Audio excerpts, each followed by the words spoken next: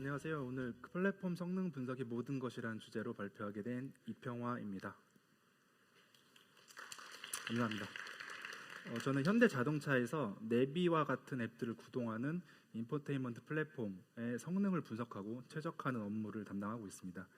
오픈소스 기반의 성능 분석 프로그램 가이더를 약 8년 동안 개발해왔고 국내의 컨퍼런스 혹은 차량 관련 컨퍼런스에서 활동해왔습니다. 오늘 저는 앱이 아닌 플랫폼 수준에서의 성능 분석 그리고 관리 방법에 대해서 이야기하려고 하는데요.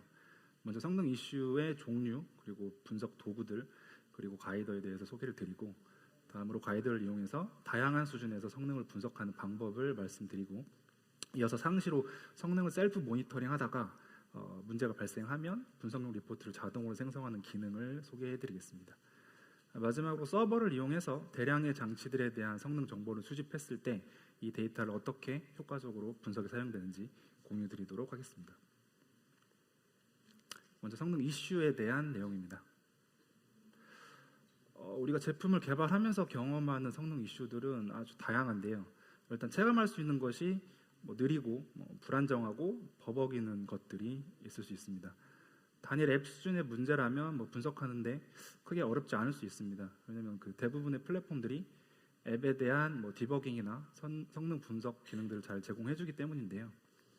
하지만 문제의 범위가 서비스나 커널 등 플랫폼 수준까지 커지면 이를 분석하고 개선하는 것이 훨씬 어려워집니다. 이유는 봐야 하는 영역도 넓어지고 공부해야 되는 것도 많아지고 사용해야 되는 분석 프로그램도 늘어나기 때문입니다.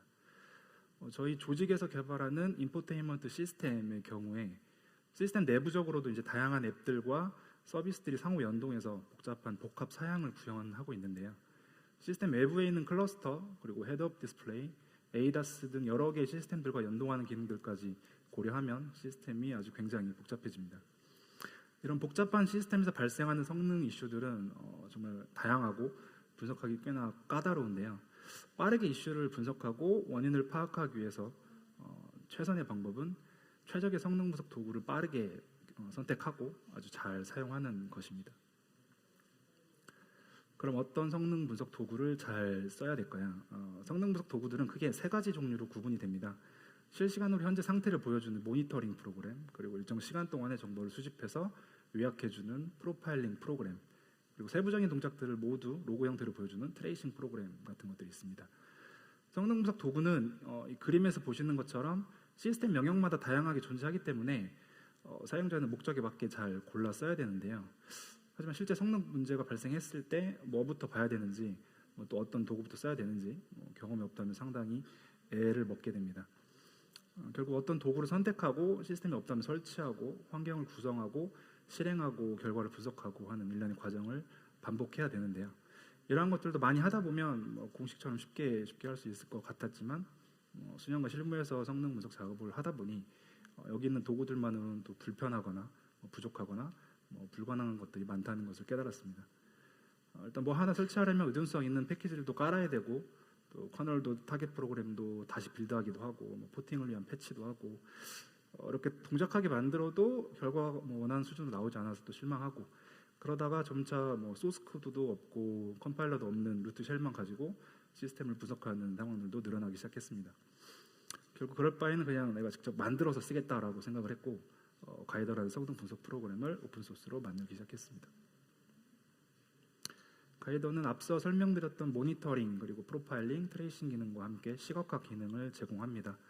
그리고 모든 기능은 소스 코드나 컴파일러 없이 타겟에서 즉시 실행될 수 있게 구현이 되어 있고요. 완전한 성능 분석을 위해서 개발해온 만큼 현재 약 150개 정도의 명령어와 각각의 다양한 옵션들로 구성되어 있습니다. 기능에 대한 설명은 좀 잠시 후에 다시 설명드리도록 할 거고요.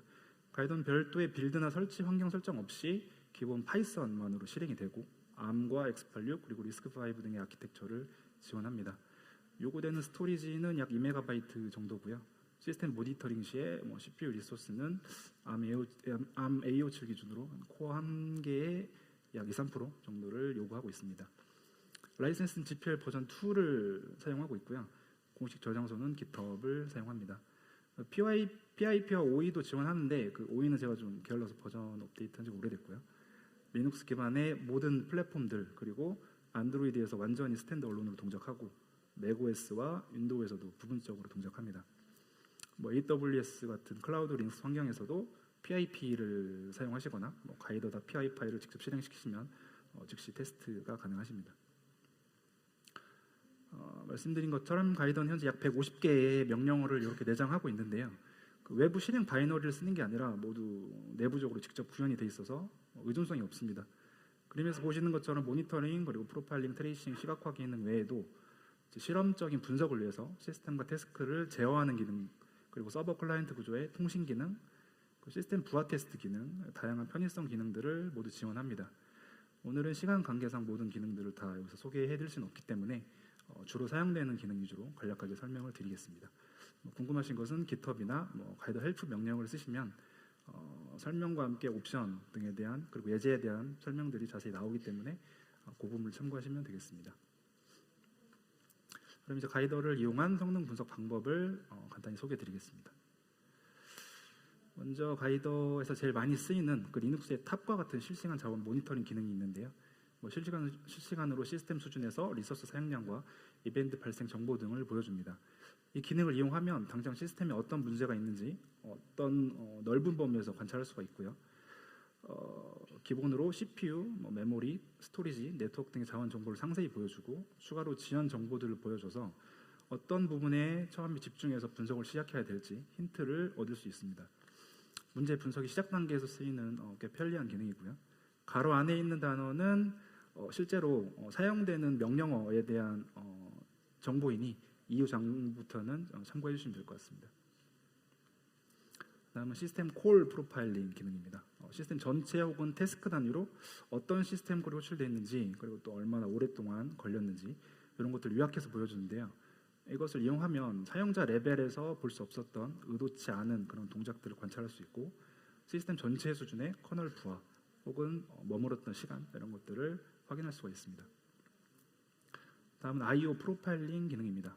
이 기능은 한 번의 프로파일링만으로 시스템 전체 혹은 각 태스크 단위의 어떤 파일을 읽고 쓰는지 그런 접근들을 관찰할 수가 있습니다. 물론 파일뿐만 아니라 파일 시스템 관련 메타데이터도 접근을 확인할 수가 있는데요. 앱 실행부터 어떤 동작 중에 I/O가 발생을 한다면 이 기능으로 상세 분석이 가능합니다. I/O 크기뿐만이 아니라 처리 시간도 함께 분석 가능하니까 상당히 유용하게 쓰이실 수 있을 것 같습니다. 다음은 안드로이드의 바인더 프로파일링 기능입니다.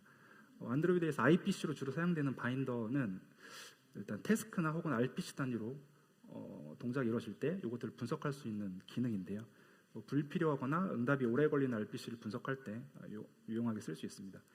이외에도 실시간으로 이런 우분투나 이런 데서 자주 사용되는 디버스 RPC를 모니터링하는 기능도 있는데요. 기존 디버스 모니터 같은 도구는 트레이싱 형태로 모든 메시지들을 그대로 출력하고 실제 발생한 시그널 메시지가 몇 개의 태스크에 전달되었는지는 모르는 그런 단점들을 가지는데 가이더로 디버스를 분석했을 때는 일정 주기로 메시지들의 발생 횟수를 요약해서 보여주고 또 각 시그널 메시지가 어느 몇 개의 태스크들에게 전달되는지까지 보여주어서 불필요한 통신을 최적화하는 데 아주 유용하게 사용될 수가 있습니다. 다음은 이제 CPU 스케줄러에 대한 프로파일링 기능인데요. 이 기능을 사용하면 각 태스크들이 어떤 타이밍에 선점되거나 슬립하는지 혹은 어떤 주기로 깨어나서 얼마나 오랫동안 동작했는지 I/O에 의한 블로킹이 얼마나 오랫동안 발생했는지 이런 것들을 한눈에 볼 수 있습니다. 이 기능은 다른 시각화 기능들과 마찬가지로 별도 프로그램을 설치할 필요 없이 프로파일링 후에 생성되는 SVG 파일을 브라우저를 열면 즉시 이러한 형태로 이용 가능합니다. 주로 타이밍 이슈나 아니면 멀티스레딩 성능 분석하는데 자주 사용될 수 있습니다. 다음은 이전에 보여드렸던 실시간 모니터링의 태스크 수준 정보들인데요. 실시간으로 각 태스크들의 리소스 사용량과 이벤트 발생 정보를 이렇게 보여줍니다. 추가 옵션을 통해서 구체적인 메모리 사용량 정보와 함께 네임스페이스나 아니면 C그룹, PMU 그리고 커널 스택 정보도 함께 관찰 가능합니다. 실시간으로 태스크 단위에 아주 많은 정보들을 볼 수 있고 동작에 필요한 리소스도 적어서 제일 많이 사용되는 기능이 아닐까 싶습니다. 다음은 각 태스크들이 열고 있는 파일이나 소켓, 이벤트 소스 등을 실시간으로 모니터링하는 명령인데요. 필터링 명령을 통해서 특정 파일 혹은 IP 주소와 관련된 태스크들을 조회할 수 있고 열린 파일의 위치나 TCP 연결 상태를 그 변화들을 실시간으로 관찰할 수 있어서 자주 사용되고 있는 기능 중에 하나입니다. 다음은 시그널 트레이싱 기능인데요. 시스템 수준에서 각 태스크들이 어떻게 시그널을 주고받는지 프로파일링 가능하지만 보시는 것처럼 이제 특정 태스크가 어떤 시그널을 받았는지 그리고 받았을 때 유저 레벨 백트레이스는 어땠는지 이런 것들을 분석할 수가 있습니다. 이를 잘 활용하면 크래시가 발생했을 때 백트레이스라든가 아니면 어떤 시그널을 어떤 태스크가 보냈는지 추적이 가능하게 됩니다.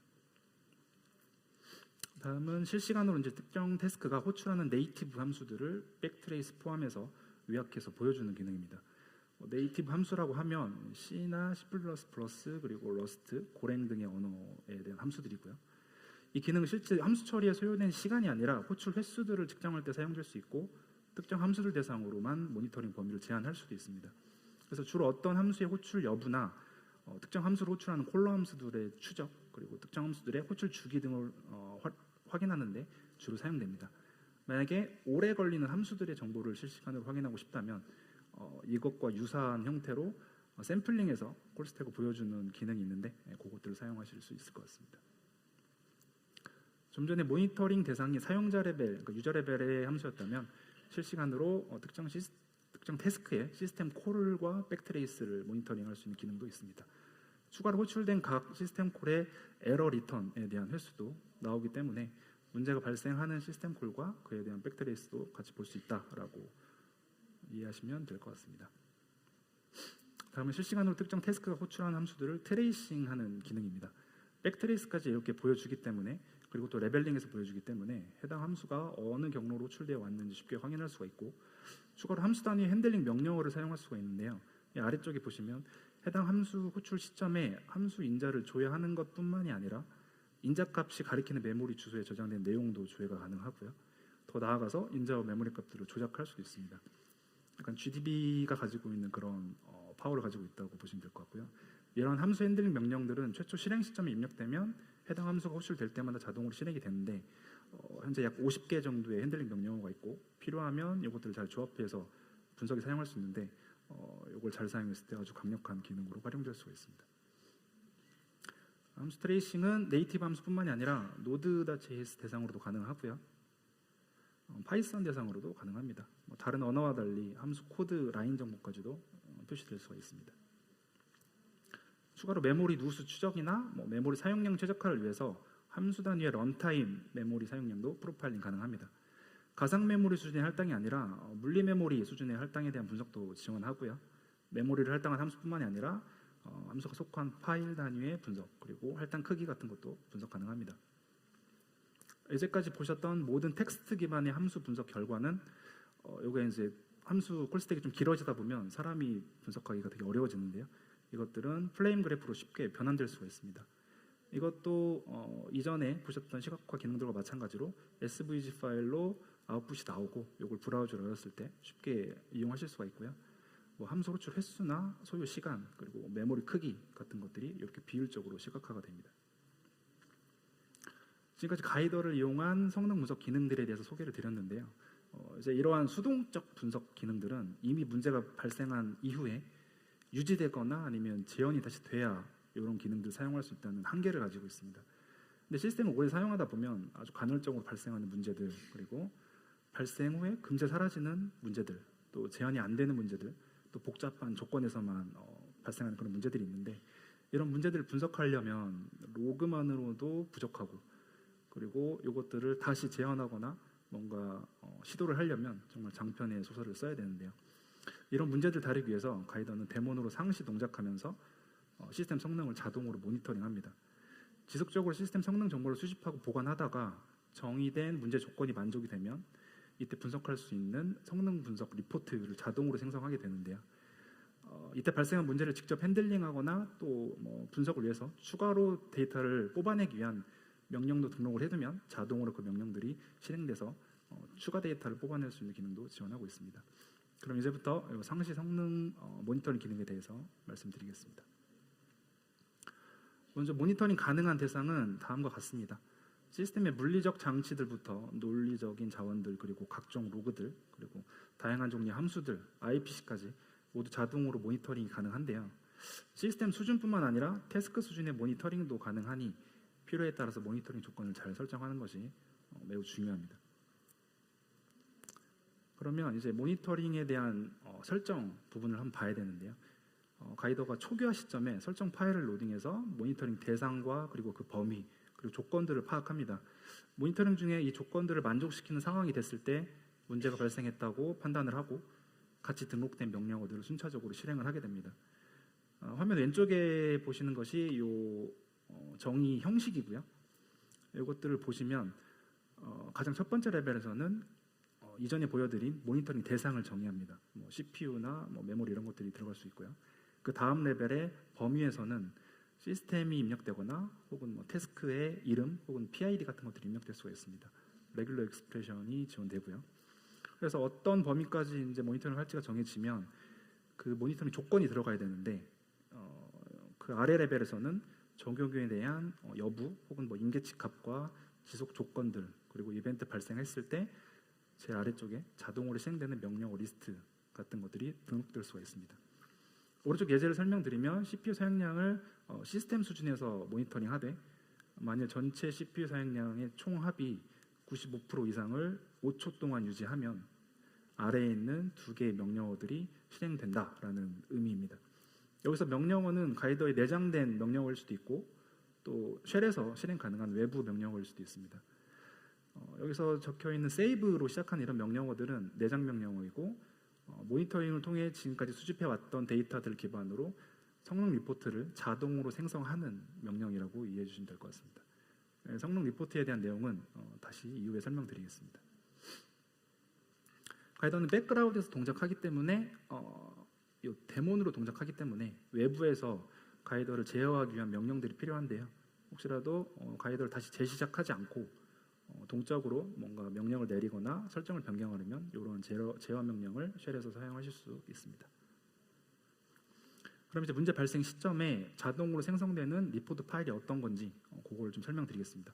가이더는 모니터링 시작하는 시점부터 그 지속적으로 시스템 성능 정보를 제한된 지정된 버퍼 크기 안에서 계속 수집을 하는데요. 문제가 발생을 하면 세이브 명령어가 실행이 됐을 때 이러한 성능 리포트를 파일로 생성하게 됩니다. 성능 리포트 파일은 문제가 발생한 시점 전후로 일정 기간 동안 시스템 상태를 요약해서 문제 발생 시점뿐만이 아니라 그 전후까지도 사용자에게 정보를 제공하는데요. 아주 많은 정보를 포함하고 있지만 그 중에서도 가장 중요한 요약 정보와 그리고 스냅샷 정보에 대해서 설명드리겠습니다. 먼저 제일 상단의 요약 정보는 수집 주기가 보통 1초인데 1초 단위로 수집한 CPU 그리고 메모리, I/O, 시스템 이벤트 정보를 라인 단위로 보여주고 있습니다. 이 테이블에서는 약 5초 동안의 시스템 자원 변화를 한눈에 보여주고 있는데요. 아마 가이더가 5초 동안 동작했었거나 아니면 버퍼가 5초 동안의 데이터만 쌓을 수 있는 크기로 제한되어 있었을 겁니다. 그리고 아래부터는 각 리소스 단위로 태스크들의 리소스 사용량 변화를 보여주는데요. 탑 CPU 인포라고 적혀있는 이 테이블은 각 태스크 단위로 수집 주기마다 태스크들 CPU를 얼마나 썼는지 그것들이 제일 오른쪽에서 순차적으로 라인 단위로 나오고 있고 각 태스크의 CPU 사용량의 총합 혹은 평균 혹은 최소 최대값도 같이 나오고 있습니다. 그래서 이런 식으로 각 리소스 단위로 요약되어 있는 태스크 단위의 리소스 사용량이 테이블 단위로 나오고 있고 오른쪽에 있는 네모 박스를 보시면 CPU 외에도 딜레이 지연에 대한 수치 그리고 CPU 프라이어리티에 대한 변경 정보 그리고 GPU 사용량, 메모리 사용량 그리고 I/O 사용량, 스토리지나 네트워크 사용량 같은 것들이 같이 이런 테이블 형태로 나올 수가 있습니다. 그래서 문제가 발생을 했을 때는 이 테이블을 참고했을 때 어떤 태스크에서 주로 이슈가 발생을 할 수 있는지 그런 것들을 분석할 수가 있습니다. 앞에 요약 정보는 시스템 혹은 태스크의 리소스 사용량 변화를 추적하는 데 매우 유용합니다. 그런데 아무래도 요약된 정보다 보니까 특정 시점의 상세 정보는 보기가 어려운데요. 이때 리포트 파일 안에 같이 포함된 이런 스냅샷 정보를 이용하시면 구체적인 시스템 정보들을 확인할 수가 있습니다. 제일 상단에서는 시스템 이벤트와 물리 자원의 총량이 표시가 되고 그 아래에서는 시스템 지연 정도 혹은 시스템 리소스 사용량과 이벤트 정보가 같이 표시가 됩니다. 물론 지원한다면 GPU 사용량에 대한 정보도 같이 표시가 됩니다. 마지막 부분에서는 각 태스크 단위로 리소스 사용량과 실시간 정보가 되겠죠. 이벤트 정보 그리고 신규 태스크나 종료 태스크 같은 또 블러킹이 되어 있는 그런 비정상 태스크들의 정보가 표시될 수 있습니다. 경험적으로 가이더의 모니터링 버퍼를 3메가 정도로 설정을 하면 리포트 파일을 생성했을 때 약 15분 정도의 시스템 정보가 담겨 있는데요. 이 정도가 되면 사실 이 텍스트들을 사람 눈으로 분석하는 것은 거의 불가능해집니다. 이랬을 때 너무 많은 숫자들이 길게 보여지기 때문인데요. 이때 화면에서 보시는 것처럼 리포트 파일을 시각화해서 봐야 합니다. 그 가이더를 이용해서 텍스트 기반 리포트 파일을 역시 마찬가지로 SVG 파일로 생성을 할 수 있고, 요거를 브라우저를 열면 이렇게 리포트 파일 안에 전 구간에 대해서 각 리소스 단위로 분석이 가능해집니다. 제일 윗부분, 윗박스에 있는 부분은 CPU 사용량, 그러니까 전체 시스템 CPU 사용량이 들어가 있고, 동시에 태스크들이 사용했던 CPU 사용량도 같이 그래프로 그려지고 있습니다. GPU 사용량도 같이 보이고요. 그 아래에서는 스토리지나 네트워크 그리고 메모리 관련된 I/O 정보들이 보이고, 제일 아래쪽에서는 시스템의 메모리 사용량의 변화가 표시됩니다. 물론 이러한 레이아웃과 영역별로 보이는 내용들은 옵션을 통해서 다양한 형태로 바꿀 수가 있고, 태스크들의 메모리 사용량이나 I/O 이런 사용량도 같이 표시할 수가 있습니다. 추가로 텍스트 리포트 파일은 이 시스템 로그와 합성해서 시각화가 가능한데요. 화면 상단에 그 이벤트로서 정의한 시스템 로그와 그것에 대한 발생 시간, 이름 같은 것들이 정의가 미리 돼 있다면 같이 여기에 표시가 될 수가 있습니다. 그러면 플랫폼 콘텍스트와 어떤 앱 콘텍스트 이런 것들이 같이 표시가 돼서 분석하는 데 훨씬 용이해질 수가 있습니다.